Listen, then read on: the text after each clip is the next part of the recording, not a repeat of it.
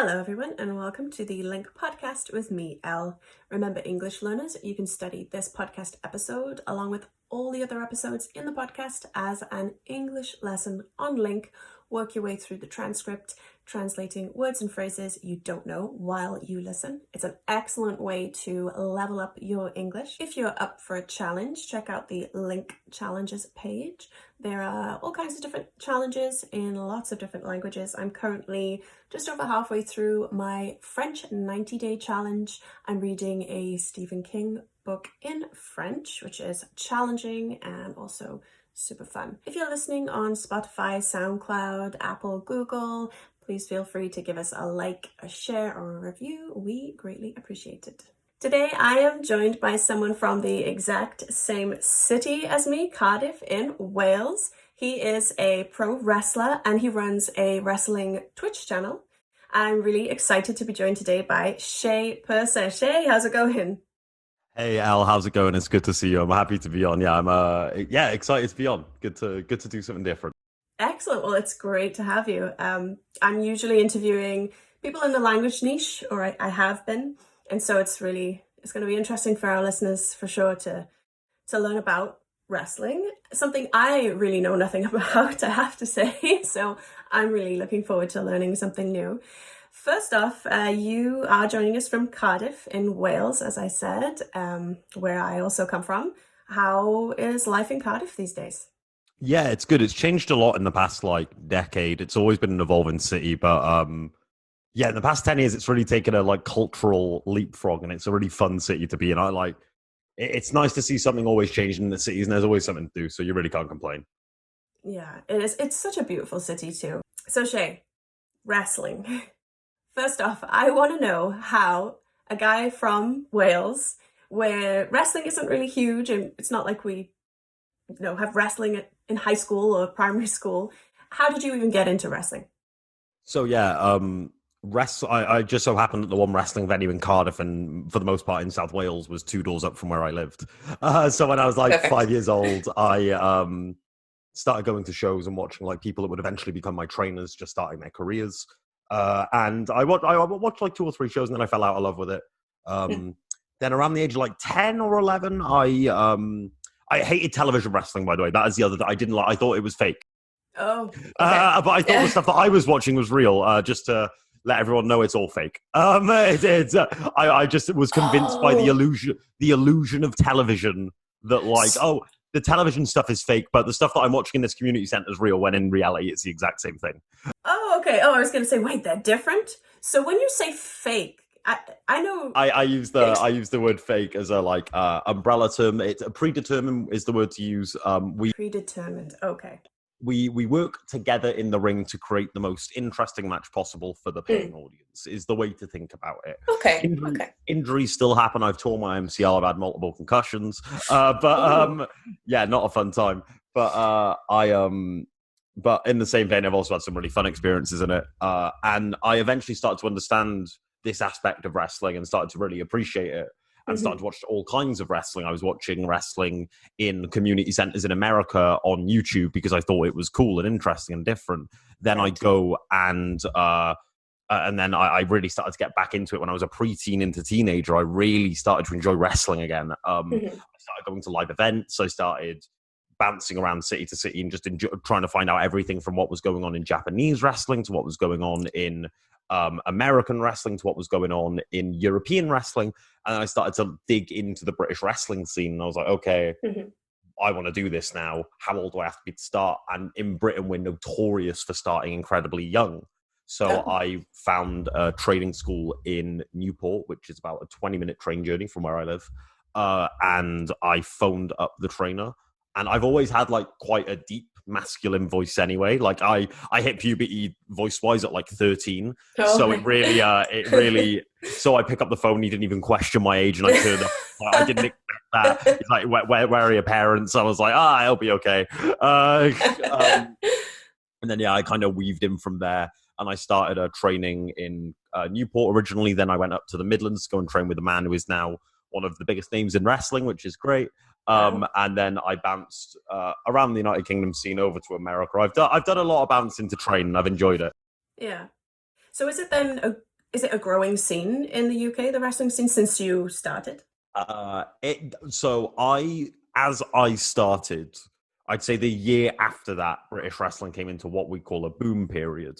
Okay. And it really started to flourish. And it was a really, it definitely, we eventually got to a point where in British wrestling, people were selling out the SSE Wembley, which is the smaller Wembley next to the actual Wembley Stadium. Yeah. We had people going to the Hydro and selling it. We had people going to the NEC. These huge shows were happening to the point where like WWE began to capitalize on it. And major companies now view British wrestling as somewhat of a battleground, which is incredible. Wow. Admittedly, due to the pandemic, we've had quite a big fall off and some other factors as well. But there's a bit of a rebuilding scene in the United Kingdom right now. And I mean, if you looked at it objectively as well, a lot of the people that were around 5 to 6 years ago are doing incredibly well for themselves now. And that's great. Like, it's good to see a lot of people that were around are now able to live their dreams full time. And a lot of the people that are still around are helping rebuild or have found their own paths that make them incredibly happy. So yeah, the scene's on its way back up again after a bit of a dip. Great. And I feel like it must be in the US too, just because I say that, I don't know, just because there's that show on Netflix, Glow, right? Which is so fun. I was going to say Glow actually started. There's now a Women of Wrestling, it's called. They're having a reboot, essentially, which is it's inspired directly from Glow. And there's been the amount that wrestling is influenced by mainstream culture is incredible, and the fact that if wrestling gets mentioned in passing in something, wrestling suddenly gets a massive turn upwards, and it is really beneficial. Right. It's bounced back and forth, and I think like wrestling's at its best when it tries to keep up with pop culture. Right. And it's always the most fun. Like I don't know, I just really enjoy it. Yeah. And there's that movie too. I don't know the name, with Florence Pugh, the British wrestler. Fighting with My Family. Yeah, I thought that was just such a lovely, fun film. Yeah, it was a great. I said this because I watched it with a lot of wrestling fans, and wrestling fans were quite like ambivalent towards it for the most part. Some people liked it, some people didn't. I thought it was great because I was like, well, the target audience for this is young women. I was like, this is like girls are going to watch this and want to become a wrestler one day. Yeah. I was like, that's good for wrestling, right? Good for wrestling. That's good for film. I was like, that's good for everyone. I know the family quite well. No way. Based on British wrestling and wrestling in general is quite like a tight knit circle. So like you tend to be like 2 degrees of separation from every wrestler. Like it's like that guy knows that guy knows that guy, and then I'm friends with The Rock. Like it's like it's that kind of vibe. It's that kind of vibe. Even I know who The Rock is. So let's go back to something you said earlier. And we talked about it being fake, and you said it's a predetermined show. So how predetermined, I wonder? Do you go when you train? Are you basically rehearsing like a show? So that's a really interesting question, and it varies. It actually does vary from where you go. Wrestling has different cultures, and I think that's a really cool thing about it. So the way people wrestle in Mexico to the way people wrestle in the United Kingdom to the way people wrestle in Japan it's the same sport, and we will all wrestle each other, but we go about it very differently. The same way a basketball team might play very smash mouth offense and try and get to the basket to score 2 points, and another team may stay at the perimeter and try and shoot 3. We're playing the same sport, but we're going completely different ways about it. And that's kind of like that in wrestling as well, where like, so I like where I've trained and in the United Kingdom, we tend to train for practical situations. So you'll work with each other to make sure no matter what happens, you'll get a good wrestling match. And then maybe you'll work on other things, but it's primarily like you're getting it down and making sure it's okay.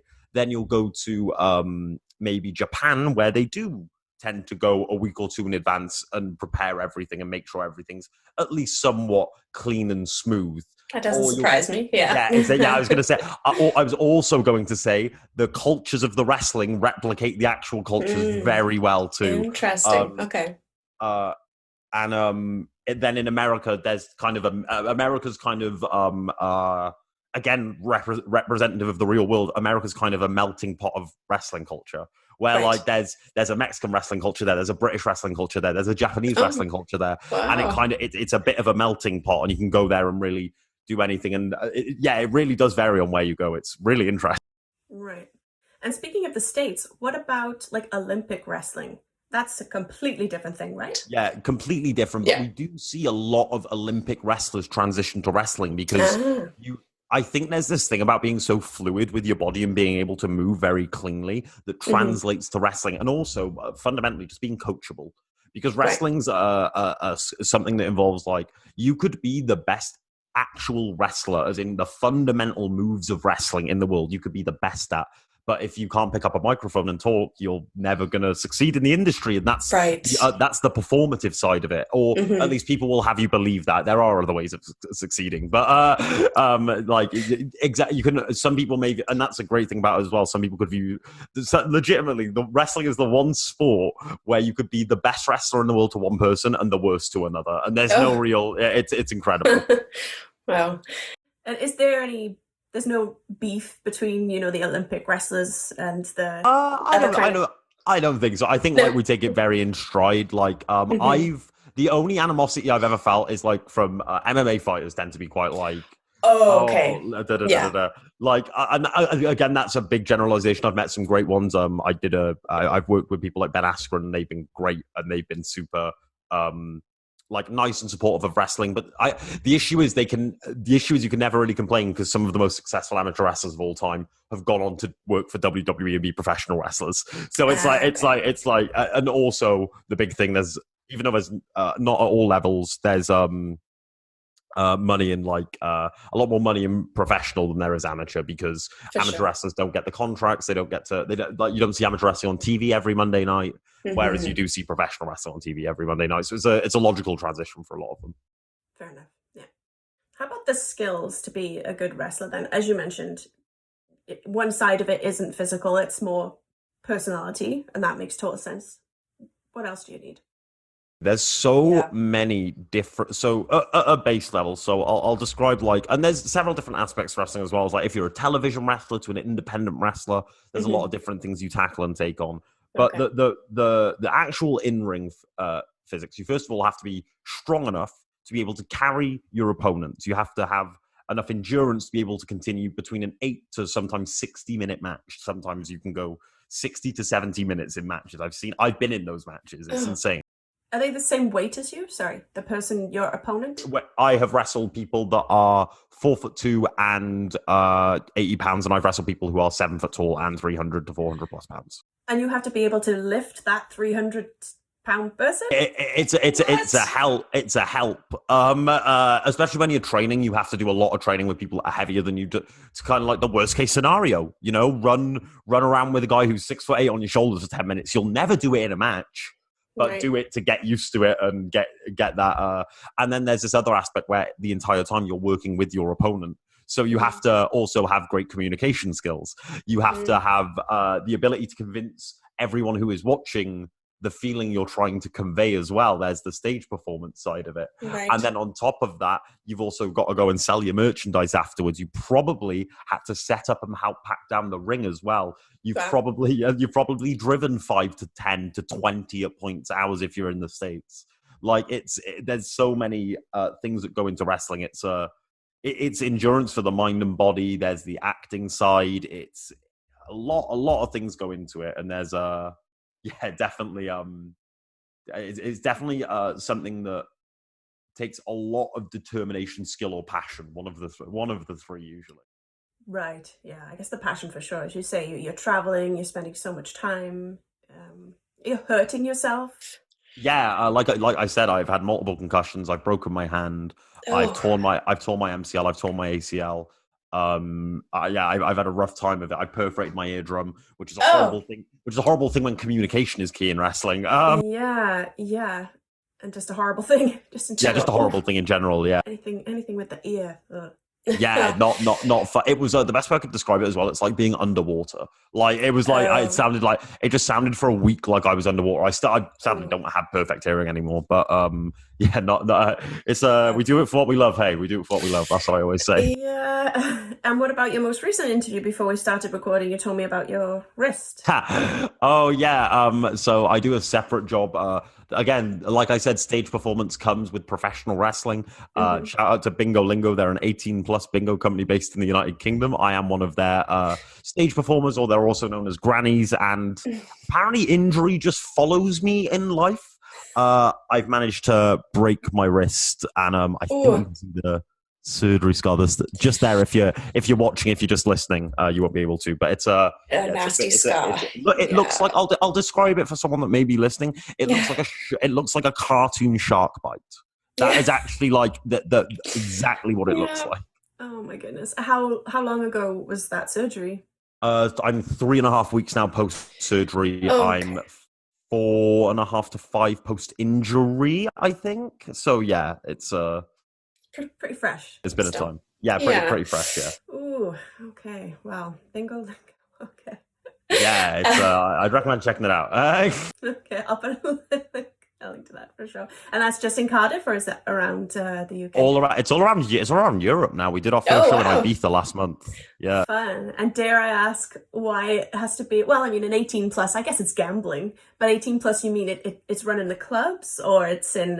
It's run in nightclubs, and it's catered towards like a student. I mean, I say it's catered towards students, head parties, everything. I dress up as an old lady, and my job is to get everyone hyped up and excited. One of my taglines as a wrestler is that I am more than a wrestler, and I think this encapsulates it. Right. Okay. And do you incorporate any wrestling moves? We actually do. Like, it was weird. They came up to me and they went, so obviously an iconic number in, I think, British culture and every culture is the number 69. And that there is a move where I will jump onto my other bingo lingo granny partner in a 69 position, which is a very common training thing we do in wrestling. I was like, oh, this is easy. I was like, I've been doing this for years. So tell us about now I don't know the lingo around Twitch, because I do not use Twitch. I don't even really know if I understand fully what Twitch is. Maybe my listeners are as old as me and don't know either. First, what is Twitch, and what are you doing on Twitch with wrestling? So Twitch is a video streaming platform, and I'll emphasize the word video. So Twitch got its brand and build via being a live stream service that would primarily stream video games, and people would play on there. The most famous Twitch streamer or streamer that I can think of is a guy called Ninja. He's become quite popular in like modern culture. He's known as being like the Fortnite guy, I think a lot of people call him. And it became a big gaming platform. A lot of people went on there, game, and get viewers, because we live in a world where people like to watch people play games. People like to watch people share their common interests and like to interact in a community where they can feel like they can share those interests, and it's really cool. And the Twitch live chat is perfect for that. Twitch has slowly started to expand now, and it's grown into a bit more of a multimedia platform. You can do anything from watch someone cook on there to watch someone bake on there. I mean, that's the same thing. Never mind. You can watch someone cook on there to watch someone react to sport. I know that was a horrible comparison. You can watch someone cook on there. You can watch someone play sport on there. There's literally anything you can think of is probably being streamed on Twitch. As an example, last night I streamed myself being turned into Pat Butcher for Halloween. If you don't know, Pat Butcher is a popular EastEnders character. She's about 60 to 70 years old. So turning this into a 60 to 70-year-old woman from end of London was certainly interesting. And she has a very unique look, shall we say? Yeah, definitely unique. But I've done everything from that to I put, during the height of the summer heat wave, I put a paddling pool out my front garden, set the camera up, and sat on my street and just talked to strangers and asked them about how their day was going. And that's kind of like that. I think that does show. And then on top of that, I do daily sports streams where I'll talk about the news in wrestling, MMA, football, really anything. And it's not just about like, you may not even be interested in the topic that I'm talking about. Like, I can guarantee that several of the football and MMA fans that were watching me last night were not interested in watching a makeup artist talk to me about how Pat Butcher's eyeliner is done. However, on the flip side, I believe my LGBTQ audience that would have tuned in to watch the Pat Butcher stream probably don't have the biggest interest in how Cyril Gane's going to overtake Glover Texier in MMA. Like, they probably don't. There's no shared interest. But I think again, I used the term melting pot earlier. I do use my stream as a melting pot to several people. Also, the more I stare to the people who are watching this on video, you can see a slight tint of mascara on my eyes from the Pat Butcher look. I haven't watched all of it off yet, and I'm only just noticing. A little bit of mascara is good for any time, any person, anytime. Emphasizes the eyes. It's all good. It sounds like you just have such a fun life where you're able to do what you love, incorporate your passions into these different, activities and kind of. I think like I had like a big thing, like I've actually actively taken a bit of a step back from wrestling in the past since the pandemic, because Okay. I had a big realization with this. With 18 months off of wrestling, I went, I don't know if this is what I want to do for the rest of my life. A real am I gonna for the rest of my life pursue this singular sport? Is this all I want to do? And the answer I came up with was no, but I don't want to stop. So I had to kind of find a compromise within my head of, well, if I just carry on doing this for the rest of my life, I won't be happy. But if I give up on it, I'm taking a huge part out of my life that I've enjoyed so much and will continue to enjoy. Yeah. And I hit a crossroads and I went, tell you what, I think I'm going to do wrestling, take an active step back and try and look into other things to pursue. Twitch came up at that time. I started a Twitch and I was like, well, this is incredible. I absolutely love this. Yeah. And as Twitch took off and I managed to very luckily get a contract with Twitch's Sports Accelerator program, I really managed to take all of this under my wing. And then I was like, well, what else can I do to enjoy myself? Because in the meantime, I was working jobs that I wasn't enjoying. I was just not something, when you're trying, I honestly view life as a bit of a pursuit of happiness. And I wasn't pursuing happiness. So I took myself back to a point where I found a means of income that will make me safe. And then I found the most enjoyable way of doing it. And I think I'm doing well at the moment. And the plan is just to keep growing and keep making myself have more fun and daring myself to do more things. So you saying that no more wrestling in the future? You would just stick to the... No, I am. I will still be wrestling. I'm still. Okay. I'm just being. Actually, I put a large video out on my Instagram and Twitter explaining it. But essentially, I'm just taking a bit of an active step back from. I've gone from training 5 times a week and wrestling 3 times a weekend to wrestling on my own terms now. I want to be able to. I'll still be training hard when I have bookings to come up to, but those bookings are going to be a lot less frequent because I'm very much happy doing what I'm doing, and I think I just have to put myself first. And I think that's the important thing as well. I think a lot of people get burnt out from their passions and sometimes forget what their passions are. I love wrestling more than ever now. Like in the time I've taken away from it, in the step back, I can really appreciate how much I love it. And I actually have, like, for the first time in a while, a real want to wrestle. I'm like, oh, I really, that's good. Really, I have a hunger to wrestle now. I'm like, I want to get back into a wrestling ring, and I'm stopping myself. I'm like, oh, I really want to get back into a wrestling ring. And then I'll get offered something. I'll pause and go, no, I'm still going to wait. I want to, and it's like I'm making myself hungrier and like driving my own passion back up. And that's it's really great. Yeah, it's a really nice thing that I've been able to do. And I found other fulfillment in the meantime in stuff like Bingo Lingo and Twitch, which has been great. Yeah, I was going to say when your passion becomes a chore, I think that's the best thing to do is take a step back. And now, like you say, you have this renewed passion, desire, interest in wrestling. It's so true, especially when you can like speak to other people that have gone to where you want to be, or like maybe have reached where you want to be, and you see them and you go, that actually doesn't look like the best thing on earth. And it's like, I think I'm in a it's like if all of this work leads me to something that may not fulfill me, I think I'm going to be okay. I think I can work on other avenues and other ways of making myself happy, and I can really say I have. And the other thing, I want to make work that I'm proud of, and that is something you need full creative control over. And very sadly in wrestling, you don't always get given creative control. So I'm very cautious of that. I want to make sure that when I'm like 50, 60 years old and I look back on like my scrapbook of memories or my obituary that is just pretty much my Instagram, and I can look at it and just go, I really enjoyed that. That really made me happy. I'm proud of myself. And I think that's really hard for a lot of people to do nowadays, but I think I'm on my way. Excellent. So what is in store for your Twitch channel? We do like a bunch of different content on there. I've always had big plans. The big thing we did at the start of the year, which I'll definitely be doing again in the coming months, was we did I stayed up for 25 hours and streamed with a bunch of guests, popular wrestlers from companies such as AEW, New Japan Pro Wrestling, and other places joined me. It was tormenting. It was hard. But we raised over, I think, £1,500 for charity. Nice. That's great. We donated that to local food banks in Cardiff, in the Midlands, and in each city that I wrestled in while I was out in America. Fantastic. Well, listen, Shay, this was super interesting. I learned a lot, and I think my listeners hopefully did also.